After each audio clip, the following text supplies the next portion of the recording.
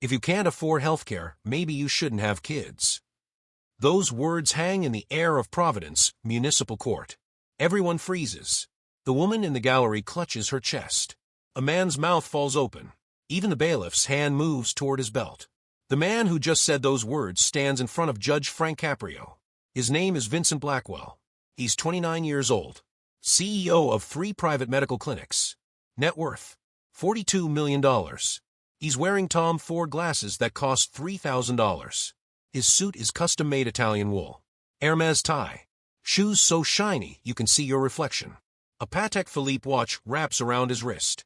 That watch costs more than a house. But we're getting ahead of ourselves. Let's back up. Let's start at the beginning. If you believe that money should never put someone above the law, you'll want to see what happens next. You won't believe where this goes. It's a Tuesday morning. The Providence courthouse is busy. People fill the benches. Most are here for small stuff. Traffic tickets. Parking violations. The normal stuff that clogs up the system every single day. The bailiff stands up. His voice echoes. Case number 2026, CV 104392. The state versus Vincent Blackwell. Charges include reckless endangerment, harassment, and criminal threatening. Judge Caprio looks up from his paperwork. He's seen everything in his 40 years on the bench. Nothing surprises him anymore. Or so he thinks. Mr. Blackwell, please step forward. A woman is already standing at the plaintiff's table. Her name is Rosa Martinez. She's 34 years old. She works as a housekeeper at the Riverside Hotel. She cleans 20 rooms a day. Her hands are rough from chemicals.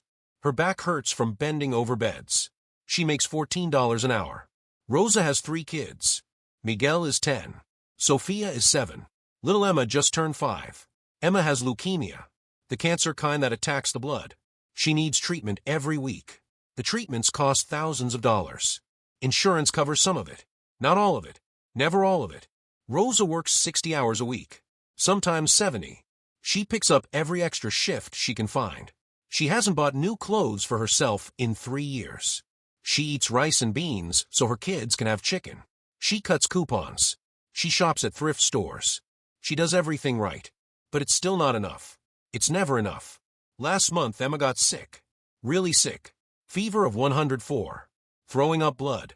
Rosa rushed her to the emergency room at Mercy General Hospital. The doctor said Emma needed immediate treatment. A special procedure. Without it, she might die. With it, she had a chance. The procedure cost $18,000. Insurance would cover $12,000. Rosa needed to pay $6,000 up front. She didn't have it. She had $900 in her bank account. That was supposed to last 2 weeks. She begged the hospital administrators. She cried. She showed them her pay stubs. She promised to pay every month. Whatever they wanted. Please.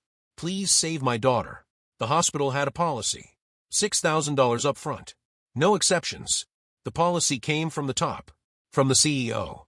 From Vincent Blackwell. One of Blackwell's clinics had just bought Mercy General. He was cleaning house. Cutting costs. Maximizing profits. He sent out a memo to all staff.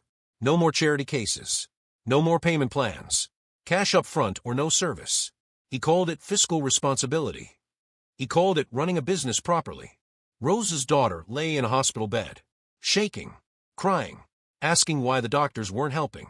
Rosa had to tell her 5-year-old baby that they couldn't afford to save her life. Rosa went to Vincent Blackwell's office. She waited 4 hours in the lobby. Security almost threw her out twice. Finally, she got 5 minutes with him. She explained everything. Her daughter. The cancer. The treatment. The money she didn't have. The money she needed. She got on her knees. Literally, on her knees on his office carpet. She begged.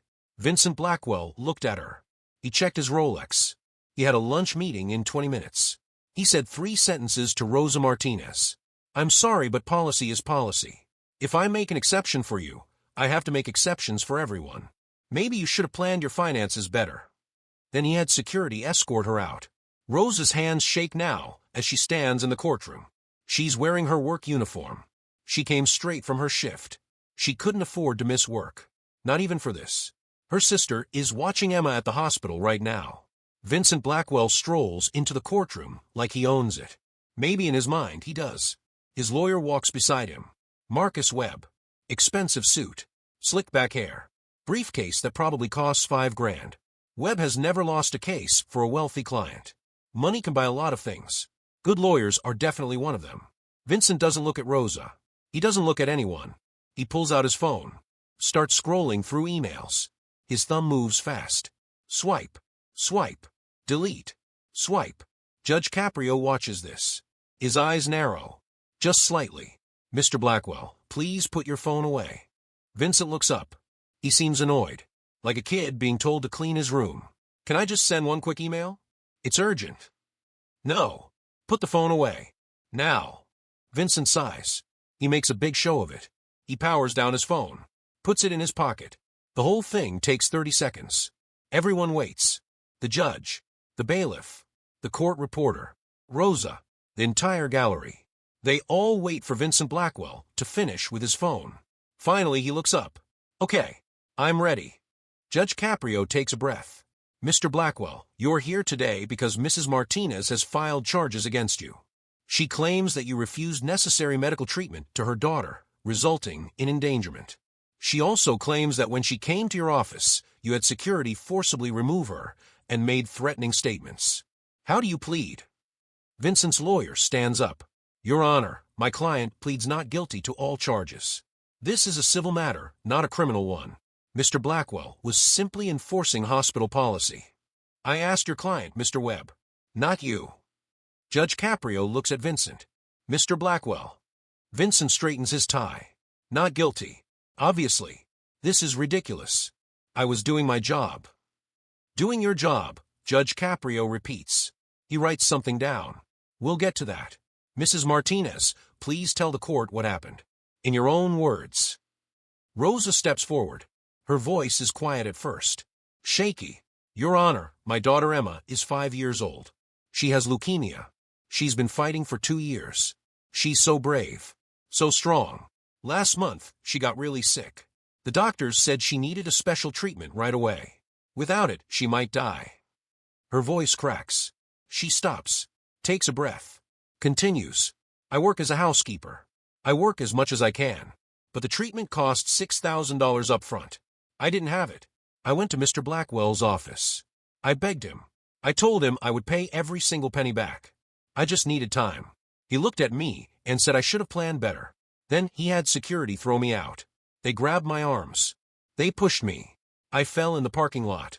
My knee is still bruised. She pulls up her pant leg. There's a purple bruise the size of a fist on her knee. But that's not the worst part. The worst part is my daughter asking me why the doctors won't help her. The worst part is telling a 5-year-old that her life isn't worth $6,000. The courtroom is silent. Someone in the gallery is crying. Soft sounds. Tissue against tears. Judge Caprio looks at Rosa with kind eyes. Mrs. Martinez, where is your daughter now? She's at Children's Hospital. A doctor there heard about what happened. She found a way to get Emma the treatment. A grant program. But Emma lost 3 weeks. 3 weeks where the cancer kept growing. The doctor said those 3 weeks might have made it worse. Might have made her chances lower. I see. Judge Caprio writes more notes. Thank you, Mrs. Martinez. Please have a seat. Rosa sits down. Her hands won't stop shaking. Judge Caprio turns to Vincent. Mr. Blackwell, I'd like to hear your side of this. Vincent stands up. He doesn't look worried. Not even a little bit. Your Honor, I run 3 medical facilities. We provide excellent care to thousands of patients every year. But we also have to stay in business. Healthcare is expensive. Really expensive. We have bills to pay. Staff to employ. Equipment to buy. If we don't collect payment, we can't operate. It's that simple. So you have a policy, Judge Caprio says. No payment, no treatment. For elective procedures, yes. Emergency care is different. If someone comes to the ER dying, we treat them. The law requires it. But this wasn't an emergency room situation. This was a scheduled procedure. A scheduled procedure to save a child's life. Vincent shrugs. Cancer treatment is ongoing. It's not like a heart attack where you treat it once and you're done. If we start treating someone who can't pay, where does it end? We'd go bankrupt. Did you consider a payment plan? Monthly installments. We used to offer those. They don't work. People stop paying after a few months. We end up in collections. It's a mess. The new policy is cleaner, simpler, better for business. Better for business, Judge Caprio repeats. He's very calm. Too calm. People who know him recognize this tone. It's the tone that comes before a storm. Yes, Your Honor. I have a responsibility to my investors, to my board, to keep the business healthy. What about your responsibility to your patients? Vincent pauses. We treat patients who can pay. That's how healthcare works in this country. I didn't make the system. I just work within it. A man in the gallery stands up. That's garbage, he shouts. The bailiff moves toward him. Judge Caprio holds up a hand. The man sits back down, but his face is red. His fists are clenched. Judge Caprio looks at Vincent for a long moment. Mr. Blackwell, did Mrs. Martinez come to your office? Yes. Did you meet with her? Briefly. She showed up without an appointment. I gave her 5 minutes. What did she say to you? She told me about her daughter. Asked for an exception to the payment policy. What did you say? Vincent hesitates. His lawyer touches his arm. Leans over. Whispers something. Vincent pulls away. I told her I couldn't make an exception. That's not how policies work. Is that all you said? Another hesitation. I might have mentioned something about financial planning. Financial planning, Judge Caprio says. Can you be more specific? I don't remember the exact words. Let me help you remember. Judge Caprio picks up a piece of paper. We have a recording from your office security system. Audio and video. Would you like me to play it? Vincent's face changes. Just slightly. The confidence slips. Just for a second. I didn't know you had that. The security company provided it when we issued a subpoena. Shall I play it? Vincent's lawyer stands up fast. Your Honor, we weren't informed about this recording. We need time to review. You'll have time to review it now. Bailiff, please play the recording. The bailiff walks to a laptop, presses a button. Sound fills the courtroom. A woman's voice. Rosa's voice. Desperate. Pleading. Please, Mr. Blackwell. Please. She's only 5 years old. I'll pay you back. I promise. Every penny. Just please help her. Then Vincent's voice. Cold. Detached. Mrs. Martinez, I've already explained our policy. I'm a businessman, not a charity. But she's dying. She'll die without this treatment. That's unfortunate. But I can't run a business on unfortunate situations. You should have considered these costs before having children. Healthcare is expensive. Everyone knows that. Poor planning on your part doesn't create an emergency on mine. There's a sound. Rosa crying. Then another voice. Security guard. Ma'am, you need to leave now. Rosa's voice farther away. Please. Please. Vincent's voice again. Actually, get her information. If she comes back here again, we'll file for a restraining order. I don't have time for this nonsense. The recording ends. The courtroom is dead silent. Nobody moves. Nobody breathes.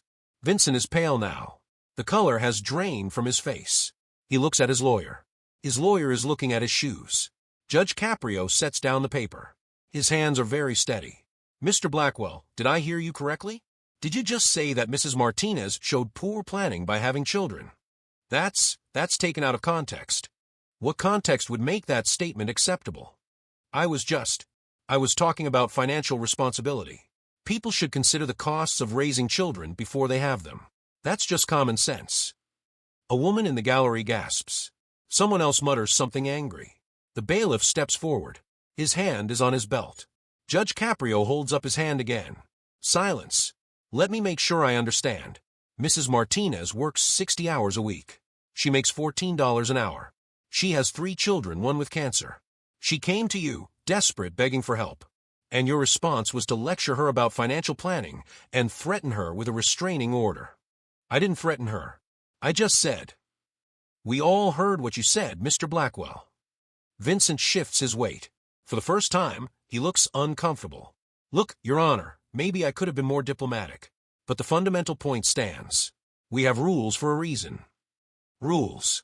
Judge Caprio leans back in his chair. Tell me, Mr. Blackwell, how much did you make last year? I don't see how that's relevant. Humor me. Vincent's lawyer stands up again. Your Honor, my client's personal finances aren't. Sit down, Mr. Webb. The judge's voice is sharp now.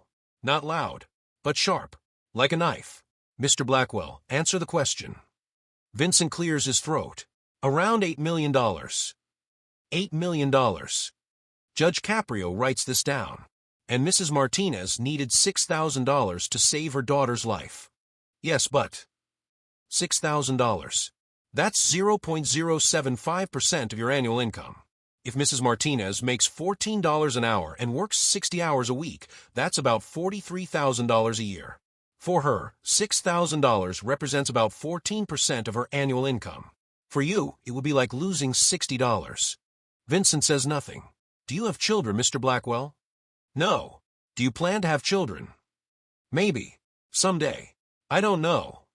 If you did have a child, and that child got sick, would you be able to afford treatment? Of course. Of course, Judge Caprio repeats. Because you have $8 million a year. You could pay for any treatment, any procedure, any specialist in the world. You'd never have to beg. You'd never have to get on your knees in someone's office. You'd never have to watch your child suffer because of money. Vincent's jaw tightens. That's different. How? I work for my money. I built my business from scratch. From scratch. Judge Caprio picks up another paper. Let me read something. Vincent Blackwell. Born in Greenwich, Connecticut. Father is Richard Blackwell, hedge fund manager. Mother is Catherine Blackwell, former pharmaceutical executive. Attended Phillips Exeter Academy. Yale University. Harvard Business School. First business purchased with a $2 million loan from your father. Is that correct? Vincent's face goes red. I paid that loan back. I'm sure you did. With interest charged by your father. That was a family arrangement. A family arrangement. Judge Caprio sets down the paper. Mr. Blackwell, do you know what Rosa Martinez's father did? No. He was a migrant farm worker. He picked strawberries in California for $6 an hour. No benefits. No health care. He died when Rosa was 14. Heart attack in the field. No hospital would treat him without insurance. Does that sound familiar? Vincent says nothing. His hands are in his pockets now. His expensive watch catches the light. Rosa dropped out of high school to work. She sent money back to her mother and siblings in Mexico. She got her GED at night school. She worked 3 jobs to pay for it. She didn't attend Yale. She didn't get a $2 million loan. She got calluses on her hands and scars on her knees from scrubbing floors. And now she has a daughter with cancer. And you told her she should have planned better. The courtroom is so quiet you can hear the air conditioning. Someone coughs. It sounds like thunder. Vincent opens his mouth, closes it, opens it again. Your Honor, I understand you're sympathetic to Mrs. Martinez. I get it. Her story is sad. But I can't run a hospital on sympathy. If I gave free treatment to everyone with a sad story, I'd be bankrupt in a month. Free treatment, Judge Caprio says. Mrs. Martinez wasn't asking for free treatment. She was asking for time to pay. For a payment plan. For compassion. Compassion doesn't pay the bills. No, but it does make you human. Vincent scoffs. Actually scoffs. A little laugh escapes his mouth. Your Honor, respectfully, you're a judge. You deal in law. I deal in business. They are different worlds. In business, you have to make hard choices. You have to prioritize profit. That's not evil. That's reality. Judge Caprio stares at him. Long and hard. You think compassion and business can't coexist. Not if you want to succeed. I see. Judge Caprio makes another note. Let's talk about the physical incident. Mrs. Martinez claims your security guards pushed her. She has a bruise. What happened? She wouldn't leave. Security escorted her out. If she got hurt, that was unfortunate. But she was asked to leave multiple times. Do you have video of that? Vincent hesitates. Yes. Let's see it. The lawyer tries to object again. Judge Caprio overrules him. The bailiff plays another video. This one has no sound. Just footage from a parking lot camera. Rosa walks out of the building. 2 security guards are behind her. 1 on each side. They're holding her arms. She's talking, gesturing, pleading. 1 guard pulls her arm hard. She stumbles, falls, lands on her knee. Hard. You can see the impact even in the grainy footage. She grabs her knee, crying. The guards stand over her. 1 says something, points toward the street. They walk back inside. They leave her there, on the ground, in the parking lot. Rosa sits there for 3 minutes. The video timestamp shows it. 3 minutes. Then she gets up, limping. She walks to her car. The video ends. Nobody in the courtroom speaks. A woman in the back is openly crying now. A man's fists are clenched so tight his knuckles are white. Judge Caprio looks at Vincent. Your security guards left her on the ground. They did their job. They removed a trespasser. A trespasser. Judge Caprio's voice is very soft now. Very dangerous. A mother begging for her child's life is a trespasser. She was on private property without permission. Yes. Technically, that's trespassing. The word technically hangs in the air like poison gas. Judge Caprio closes his eyes, takes a breath, opens them. Mr. Blackwell, let me ask you something. When did you lose your humanity? Vincent blinks. Excuse me. Your humanity, your empathy, your ability to see other people as human beings instead of numbers on a spreadsheet. When did you lose that? I haven't lost anything. I'm a successful businessman. Success. Judge Caprio leans forward. Tell me what success means to you. Money, growth, profit, expansion. That's how you measure success in business. And in life. Vincent looks confused. What? In life. Not business. Life. What does success mean? It's the same thing. Is it? It's not a question. It's a statement. Judge Caprio shakes his head slowly. Mr. Blackwell, I've been a judge for 40 years. I've seen thousands of people stand where you're standing. Rich people, poor people, young people, old people, good people who made mistakes, bad people who made choices. But you know what I've never seen? I've never seen someone so completely disconnected from basic human decency. Vincent's face goes hard. That's not fair. Fair. Judge Caprio almost laughs. But there's no humor in it. You want to talk about fair? Let's talk about fair. Rosa Martinez works 60 hours a week and can't afford to save her daughter. You work 40 hours a week and make $8 million. Is that fair? That's capitalism. Is it fair that she has calluses on her hands and you have a Patek Philippe on your wrist? I earned this watch. Did you? Or did you inherit the ability to earn it? Vincent's lawyer puts a hand on his arm. Whispers urgently. Vincent shakes him off. Your Honor, I don't appreciate the lecture. I came here to defend myself against false charges, not to be judged for being successful. False charges. Judge Caprio picks up a remote. Let me show you one more thing. He presses a button. A screen lights up on the wall. It shows a social media post. Vincent's social media. His Instagram. The post is from 4 weeks ago, right around the time Rosa came to his office. The picture shows Vincent on a yacht, champagne in hand, huge smile, designer sunglasses. The caption reads, "Another day in paradise. Closed a major deal today. 20 million in profit. Time to celebrate. Poor people just don't understand the grind." The hashtags include blessed success, winning, millionaire mindset, and poor decisions. The courtroom explodes. People shout. Someone throws something. The bailiff yells for order. Judge Caprio bangs his gavel. 3 times. Hard. Order. I will have order in this court. Slowly, people settle down. But the anger is thick. You can feel it, like electricity before a storm. Judge Caprio looks at Vincent. Poor decisions. Poor people just don't understand. Is that what you think? Vincent's face is red now. That's my personal social media.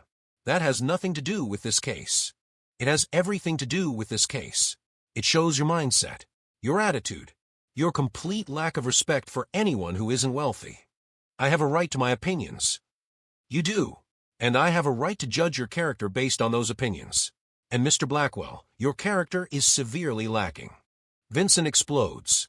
He actually explodes. His voice rises. His hands wave. This is insane. You're supposed to be impartial. You're supposed to look at facts, not feelings. So what if I posted something on Instagram? So what if I have money? So what if I have money? That doesn't make me a criminal. No, Judge Caprio says quietly. But it does make you accountable. Accountable for what? Running a business. Being successful? Having standards. Accountable for your choices. Your words. Your actions. What actions? I didn't do anything illegal. Judge Caprio opens a folder. Let's talk about what you did do. Let's look at the evidence. Mrs. Martinez came to you for help. You refused. Legal? Yes. Ethical? No. She asked for a payment plan. You said no. Legal? Yes. Compassionate? No. She begged. You had her forcibly removed. Legal? Debatable. Humane? Absolutely not. Vincent is breathing hard now. His perfect hair is messed up. His tie is crooked. What do you want from me? An apology? Fine. I'm sorry. There. Happy. Are you? Judge Caprio asks. Are you actually sorry?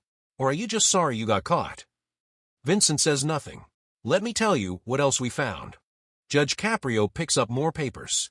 In the last year, your hospital has denied treatment to 47 patients who couldn't pay up front. 47. We contacted them. Want to know what happened? 12 of them are dead. 12 people died because they couldn't afford your policy. Vincent goes pale.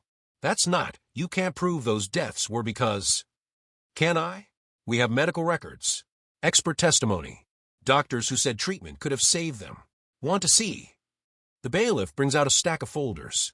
Each one is thick, full of papers, full of lives, full of people who aren't here anymore. Judge Caprio opens the first one.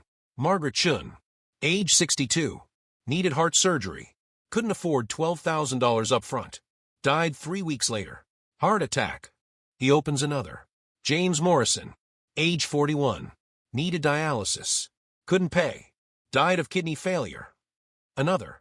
Sarah Thompson, age 28, needed diabetes medication adjustment, couldn't afford the consultation fee, died of diabetic ketoacidosis. He keeps going. Name after name, age after age, death after death. Vincent is shaking now. Actually shaking. Stop. Please stop. Why? Does it bother you? These are your decisions. These are the results of your policy. These are the people who died so you could increase your profit margin. I didn't kill them. Didn't you? Judge Caprio closes the folders. You didn't pull a trigger. You didn't push them off a cliff. But you denied them help when they needed it most. You chose money over lives. What would you call that? Vincent's voice is barely a whisper now. Business. Business. Judge Caprio slams his hand on the desk. The sound is like a gunshot. Everyone jumps. 12 people are dead and you call it business. I didn't know. I didn't know they died. You didn't care to know. There's a difference. Vincent looks around. At the gallery. At Rosa. At the folders full of dead people. His eyes are wild. Desperate.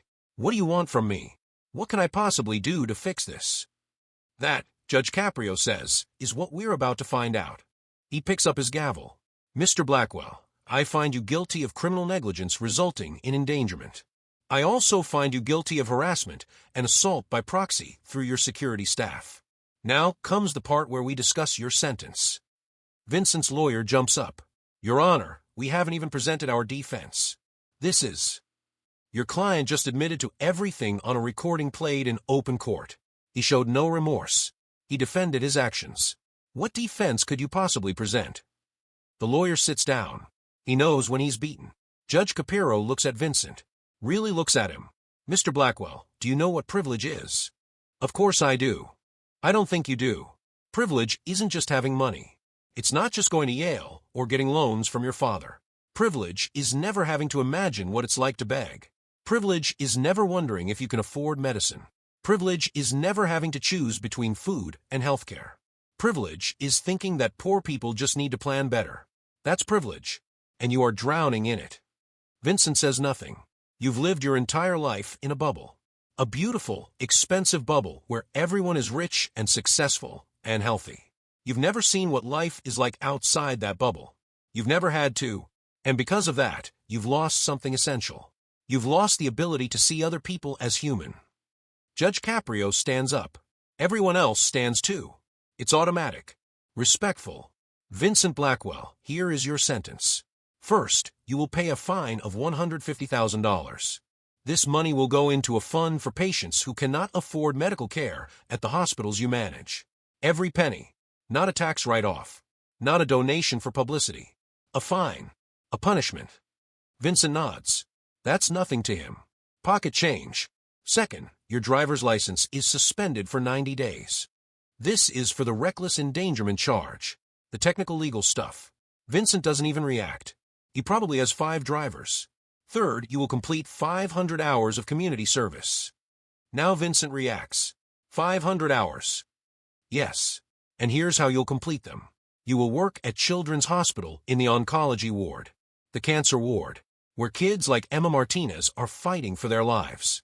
You will be a patient advocate. You will help families navigate insurance, fill out forms, find funding, apply for grants. You will do everything you refuse to do for Rosa Martinez. You will do it for 500 hours. Vincent's mouth opens. Nothing comes out. You will work every Saturday and Sunday for the next 5 months. 8 hours each day. That's 80 hours a month. You'll finish in late June. You will arrive at 6 a.m. You will wear scrubs provided by the hospital. No designer clothes. No Rolex. No Tom Ford glasses. You will look like everyone else. You will be treated like everyone else. You can't make me. I absolutely can make you. And I am. Your supervisor will be Dr. Lisa Chun. She runs the oncology program. She will submit weekly reports to this court. If you miss a single day, you will be held in contempt. If you show up late, you will be held in contempt. If you treat anyone with disrespect, you will be held in contempt. Do you understand contempt of court, Mr. Blackwell? Yes, Vincent whispers. It means jail. Real jail. Not white-collar resort prison. County jail. Orange jumpsuit. Shared cell. Metal toilet. The whole experience. Vincent is white as paper now. Fourth, you will write a personal apology. By hand. Not typed. Not written by your lawyer. By you. In your own handwriting. You will write to every family that was denied care at your hospitals in the last year. All 47 families. Including the families of the 12 people who died. You will apologize. You will take responsibility. You will offer to cover any outstanding medical bills from their loved one's final care. That could cost millions. Then it costs millions. You made $8 million last year. I think you can afford it. Judge Caprio isn't done. Fifth, you will give a public statement. A press conference. You will admit what you did. You will apologize to Rosa Martinez in front of cameras. You will announce changes to your hospital payment policies. You will implement sliding scale payments. You will create a hardship fund. You will never again deny emergency treatment because of inability to pay.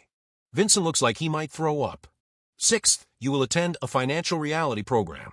You will spend 1 month living on minimum wage. That's $7.25 an hour. Federal minimum. You will rent an apartment with that budget. Buy food with that budget. Pay bills with that budget. You will document everything. You will write a 5,000-word essay about the experience. And you will publish it. This is humiliating. It's supposed to be. Judge Caprio's voice is steel. You humiliated Rosa Martinez. You humiliated every person who ever asked you for help. Now you get to feel what that's like. I have a business to run. You'll have time. You're not in jail. Yet. You're free to work Monday through Friday. But your weekends belong to the people you hurt. Your public image belongs to the truth. And your future belongs to whether or not you can learn to be a decent human being. Vincent is shaking. His hands. His legs. His voice. Your Honor, please. This will ruin me. Will it? Or will it just ruin your reputation? You'll still be rich. You'll still have your business. You'll still have everything you had before. You'll just have to earn back something you should never have lost. Respect. Dignity. Humanity. Judge Caprio sits back down. And finally, there's one more thing. Vincent looks up. There's more? Rosa Martinez, please stand. Rosa stands. She looks confused. Scared. Mrs. Martinez, Mr. Blackwell's hospital denied care to your daughter. That was wrong. That was cruel. As part of his sentence, he will personally pay for all of Emma's future medical care. All of it. Every treatment. Every procedure. Every medication. Every appointment. For as long as she needs it. Until she's completely cured. And if God forbid the cancer comes back, he will pay for that too. He will pay until Emma turns 26 and can get her own insurance. Or longer if needed. Rosa's hand goes to her mouth. Your Honor, I can't. You can. You will. You deserve it. Emma deserves it. And Mr. Blackwell owes it to you. Rosa is crying now. Full tears. Running down her face. She looks at Vincent. Vincent looks at the floor. Mr. Blackwell, do you understand your sentence? Vincent's voice is broken. Yes, Your Honor. Do you have anything to say? Vincent looks up. Looks at Rosa. For the first time, really looks at her. Sees her. "I'm sorry," he says. And this time it sounds real. "I'm so sorry." Rosa nods. She can't speak. She just nods. Judge Caprio bangs his gavel. "This court is adjourned. Mr. Blackwell, you will report to Children's Hospital this Saturday at 6 a.m. Don't be late. Bailiff, please provide Mr. Blackwell with his sentencing documents." The bailiff approaches Vincent with a folder. Vincent takes it. His hands are shaking so bad the papers rattle. People file out of the courtroom. Some are smiling. Some are crying. Everyone is talking. The buzz fills the hallway. Rosa stays in her seat. She's shaking, crying. A woman from the gallery comes over, hugs her. Then another person. Then another. Soon Rosa is surrounded by people. Strangers. All hugging her. All crying with her. Vincent stands alone. His lawyer packed up and left. Didn't even say goodbye. Vincent holds the folder. Stares at it. Reads the first page. 500 hours. Apology letters. Public statement. Financial reality program. Medical bills paid. His whole life just changed. He looks over at Rosa. She's surrounded by love. By support. By people who care. Vincent is surrounded by nothing. Empty space. Expensive clothes that suddenly feel like a costume. A watch that feels like chains. For the first time in his life, Vincent Blackwell feels small. Let's jump ahead. 6 weeks later. It's a Saturday morning. 5:50 a.m. Vincent Blackwell walks through the doors of Children's Hospital. He's wearing scrubs. Blue scrubs like everyone else. No logos. No designer labels. They gave him a large when he's really a medium. They hang off his shoulders. His name tag says Vincent Patient Advocate. No mention of CEO. No mention of money. Just Vincent.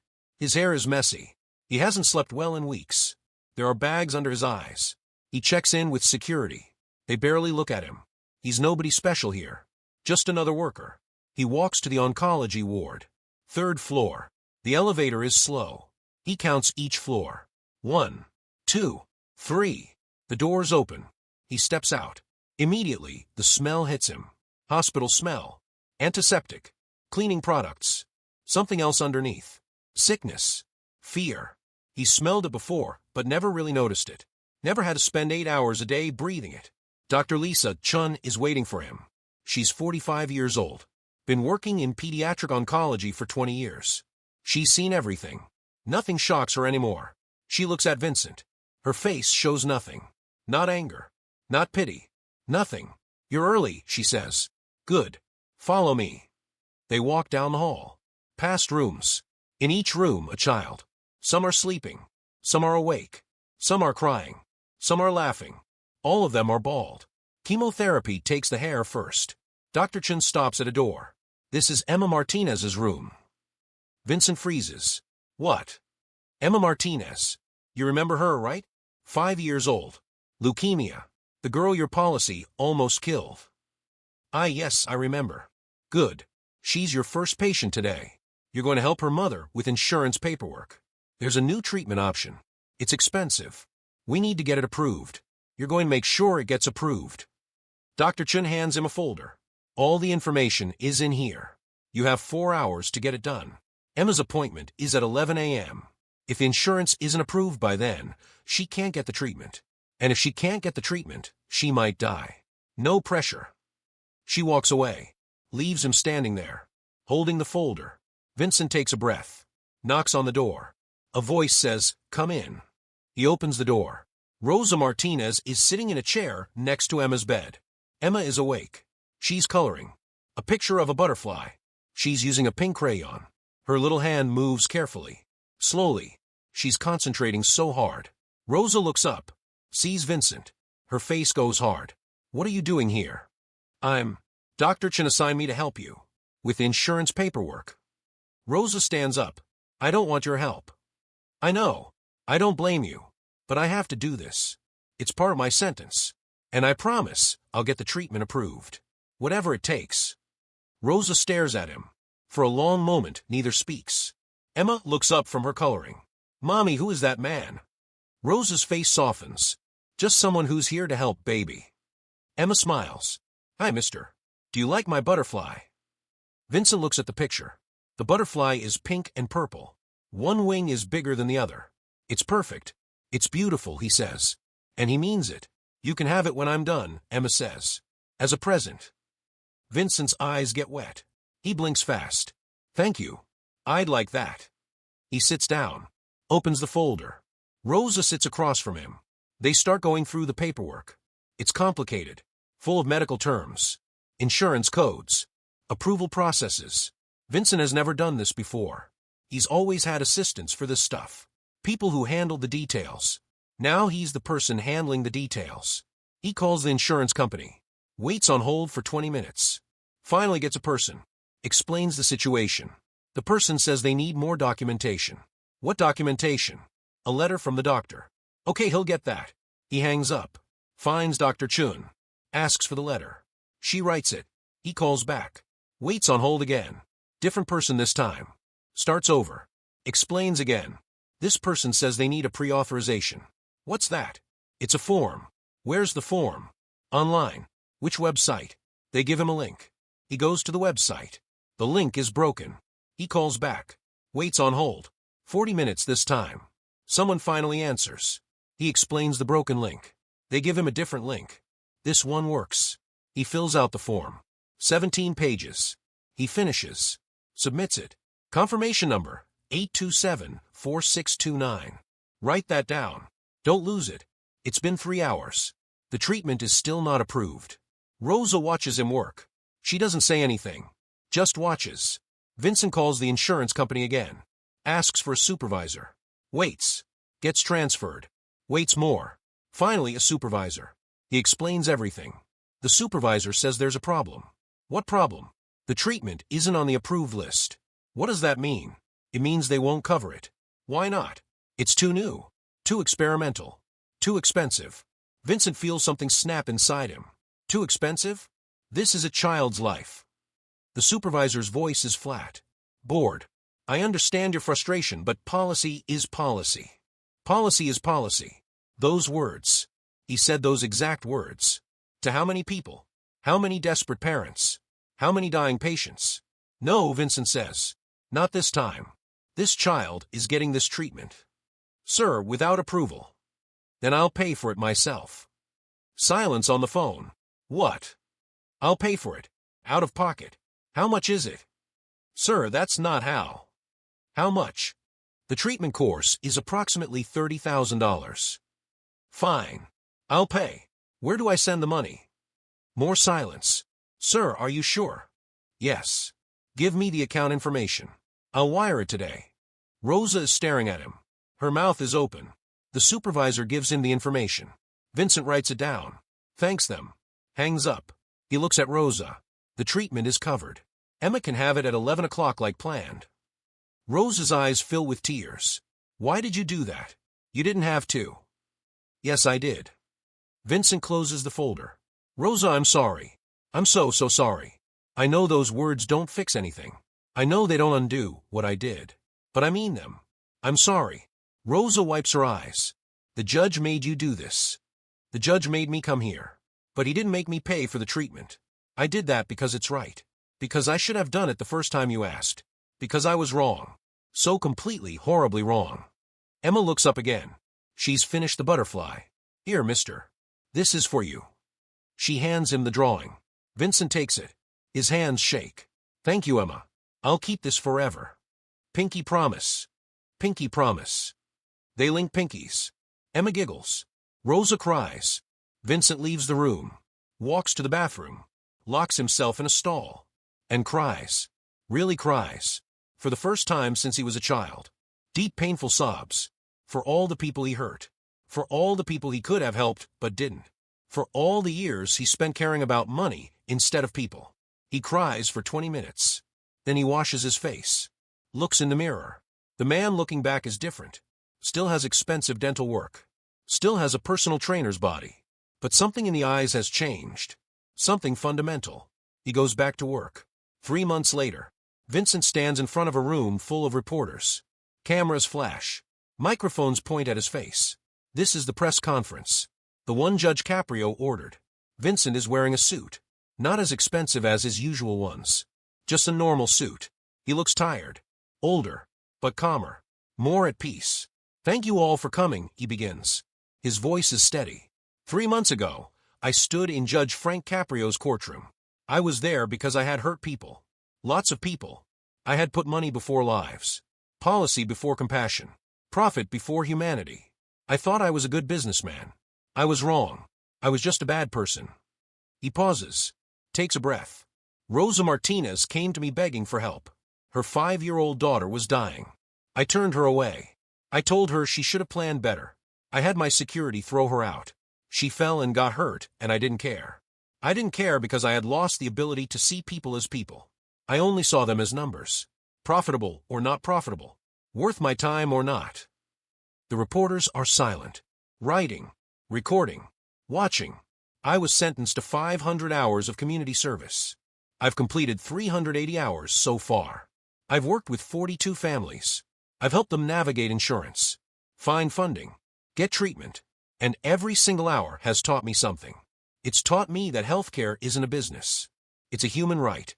It's taught me that policy without compassion is just cruelty with paperwork. It's taught me that the measure of a society is how it treats its most vulnerable members.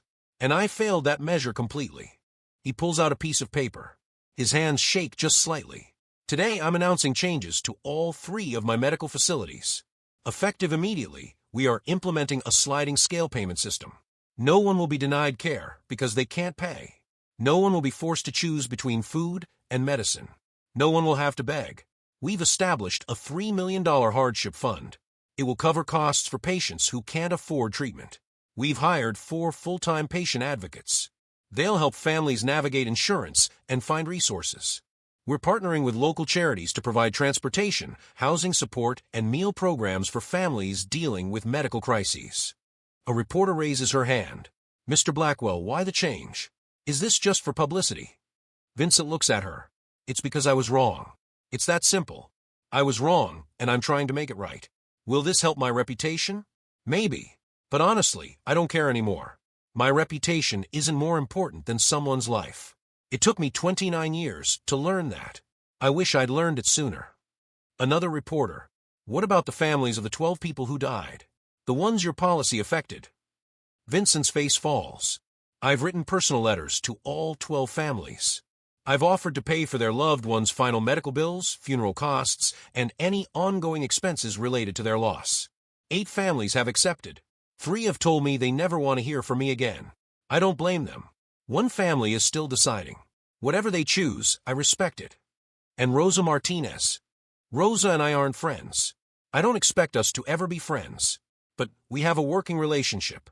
I pay for Emma's treatment. All of it. I visit Emma every Saturday. Not because I have to anymore. My community service hours are almost done. But because I want to. Because Emma is a beautiful, brave little girl who deserves every chance at life. Because I can help, so I should help. How is Emma doing? For the first time, Vincent smiles. A real smile. She's in remission. The cancer is gone. She still has checkups and monitoring, but the doctors are optimistic. She drew me a picture of a butterfly. I keep it in my office. It reminds me what matters. The press conference lasts an hour. Vincent answers every question.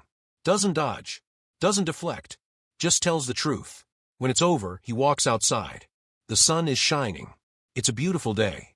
He gets in his car. Not the Lamborghini. He sold that. He drives a Honda now.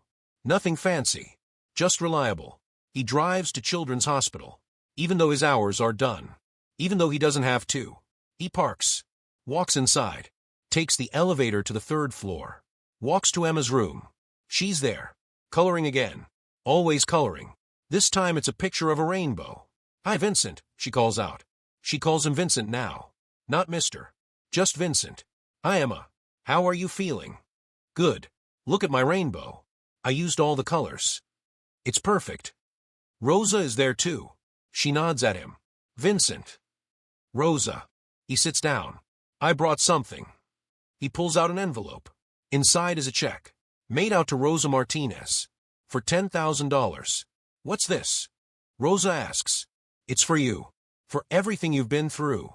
I know it doesn't fix anything. I know it doesn't undo the pain. But I want you to have it. Use it for whatever you need. Rent. Bills. Emma's college fund. Whatever. Rosa stares at the check. Vincent, I can't. Yes, you can. Please. Let me do this one thing right. Rosa takes the check. Her eyes fill with tears. Thank you. No. Thank you. For giving me a chance to be better. For not giving up on me. Emma looks up. Vincent, do you want to color with me? Vincent smiles. I'd love to. He sits on the floor. Emma hands him a crayon. Green. They color together. A grown man in a business suit and a 5-year-old girl with no hair. Coloring a rainbow. Rosa watches them. And for the first time, she smiles at Vincent. A real smile. Small, but real. 6 months after the trial. Judge Frank Caprio sits in his chambers. It's late. Almost midnight. He's reviewing cases for tomorrow. His desk is covered in folders. Each one a person. Each one a story. There's a knock on his door. Come in. The door opens. Vincent Blackwell walks in. He's holding Emma's butterfly picture. It's framed now. Professional frame. Museum quality. Mr. Blackwell, this is a surprise. What can I do for you? Vincent sits down. I wanted to say thank you. Thank me? For sentencing you. For saving me. Vincent sets the framed picture on the desk. 6 months ago, I stood in your courtroom. I was arrogant, cruel, empty. I had everything, and I was nothing. You saw that. You called me out. You gave me a chance to be better. And I took it. Judge Caprio looks at the butterfly. How many hours have you completed? All 500. I finished last week. And you're still going to the hospital. Every Saturday. I don't have to anymore. But I want to. Those kids, Judge. They're fighting battles I can't even imagine. And they do it with smiles. With courage. With hope. They've taught me more than I ever taught them. What have they taught you? Vincent thinks about this. That life is short. That every moment matters. That kindness is currency. That we're all connected. That privilege is a responsibility, not a right. That money means nothing if you're hollow inside. Judge Caprio nods slowly. And what are you going to do with these lessons? I'm changing my business model. All 3 hospitals. We're becoming non-profit. I'm donating my shares to a foundation. A foundation that provides free health care to low-income families. Rosa Martinez is on the board. So is Dr. Chun. So am I. But they outvote me. I'm just one voice. That's a significant change. It's the right change. I don't need $8 million a year. I need to be able to sleep at night. I need to look at myself in the mirror and not hate what I see. And can you? Can you look at yourself? Vincent is quiet for a moment. Not yet. Not completely. I still see the man who hurt Rosa, who let 12 people die, who valued profit over people. But I also see someone trying, someone learning, someone changing. Maybe someday those 2 images will merge. Maybe someday I'll forgive myself. But I'm not there yet. That's honest. You taught me that. Honesty. Accountability. Consequences. You could have just fined me and let me go. You didn't. You made me face what I'd done. You made me see the people I'd hurt. You made me sit with Emma and realize what I almost took from the world. That little girl is a miracle. And I almost ended her. Vincent's voice cracks. He takes a breath. Continues. I'll never forget that. Never. Every decision I make now, I think about Emma. About Rosa. About the 12 families. About all the people I could have helped, but didn't. That weight doesn't go away. It shouldn't go away. It keeps me honest. Judge Caprio stands up. Walks around the desk. Sits in the chair next to Vincent. Not across from him. Next to him. Vincent, can I tell you something? Of course. I've been a judge for 40 years. I've sentenced thousands of people. Most of them I never see again. They pay their fine or serve their time, and they disappear. But every few years, someone comes back. Someone like you. Someone who actually changed. Do you know how rare that is? No. It's maybe 1 in 100. Maybe less. Most people don't change. They just get better at hiding who they are. But you actually changed. You did the work. You faced yourself. That's harder than any punishment I could give you. Vincent looks at the judge. Do you think I'm a good person now? Judge Caprio considers this. I think you're becoming one. And that's all any of us can do. We're all works in progress. Even me. Even at 73 years old, I'm still learning. Still growing. The moment we stop trying to be better is the moment we stop being human. They sit in silence for a moment. The clock on the wall ticks. Outside, the city sleeps. Vincent stands up. Thank you, Judge. For everything. Thank you for proving that second chances matter. They shake hands. Vincent leaves. Judge Caprio picks up the framed butterfly. Studies it. The pink and purple wings. The careful crayon strokes. The hope in every line. He sets it on his bookshelf. Next to his law degree. Next to photos of his grandchildren. Next to everything that matters. Another life saved. Another person redeemed. Another chance given. This is why he does this job. This moment right here. 1 year later. Rosa Martinez walks across a stage. She's wearing a cap and gown. Blue and gold. She's graduating from community college. Associate degree in healthcare administration. She wants to help other families like hers. Families who fall through the cracks. Families who need an advocate. Her kids are in the audience. Miguel. Sophia. Emma. Emma's hair has grown back. Thick and curly and beautiful. She's wearing a pink dress. She's holding a sign. Go mommy, it says in crayon. Vincent is there too. In the back row. He didn't tell Rosa he was coming. He doesn't want attention. He just wants to see her succeed. When Rosa's name is called, he stands up. Claps. Hollers. She walks across the stage. Shakes hands with the dean. Receives her diploma. Turns and looks at the audience. Her eyes find her kids. They're jumping and cheering. Then her eyes find Vincent. She pauses. Nods. He nods back. After the ceremony, Rosa finds him. You came. I wanted to support you. Hope that's okay. It's okay. She looks at the diploma in her hands. I did it. You did it. I'm so proud of you. I'm starting at the hospital next month. Patient Advocate Coordinator. Dr. Chen offered me the position. I know. I recommended you. Rosa looks surprised. You did. You're the best person for the job. You've lived it. You know what families need.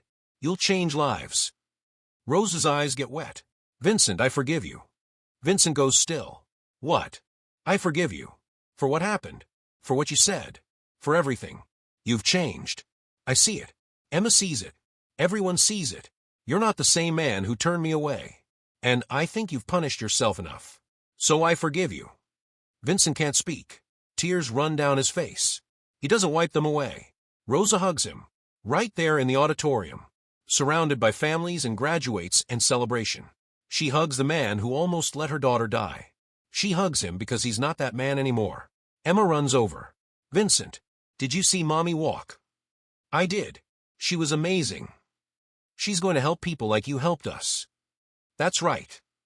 Will you still visit me? Every Saturday. Pinky promise. They link pinkies. Emma giggles. Rosa smiles. Vincent cries. For the first time in his life, Vincent Blackwell understands what wealth really means. It's not money. It's not cars or watches or houses. It's this. Connection. Forgiveness. Love. Purpose. Community. He's richer now than he ever was before. And he owns nothing but a Honda and a framed butterfly picture. Justice isn't about punishment. It's about restoration. It's about taking someone who's broken and giving them tools to rebuild. It's about accountability. It's about growth. It's about recognizing that every single person has the capacity for change. Vincent Blackwell came into Judge Frank Caprio's courtroom as a villain. He left as a man with a chance. He took that chance. He did the work. He changed. Not because he had to, but because he chose to. Rosa Martinez came into that courtroom as a victim. She left with justice, with support, with her daughter's life saved. She took her pain and turned it into purpose. She's now helping hundreds of families every year. Families who feel hopeless. She gives them hope. Emma Martinez fought cancer and won. She colors pictures and laughs and dreams about being a doctor someday. She doesn't remember the man who turned her away. She only knows Vincent as the man who colors with her on Saturdays. Judge Frank Caprio continues to sit on the bench. Continues to see the best and worst of humanity. Continues to believe that justice should be equal for everyone. Rich or poor. Black or white. Young or old. Everyone deserves fairness. Everyone deserves a chance. Money can buy many things. It can buy cars and clothes and houses and power. But it cannot buy back time. It cannot undo harm. It cannot purchase respect. And in Judge Frank Caprio's courtroom, it definitely cannot buy justice. True wealth is measured in lives touched, in families helped, in changes made, in wrongs made right, in second chances given and earned. Vincent Blackwell learned this the hard way. But he learned it, and that makes all the difference.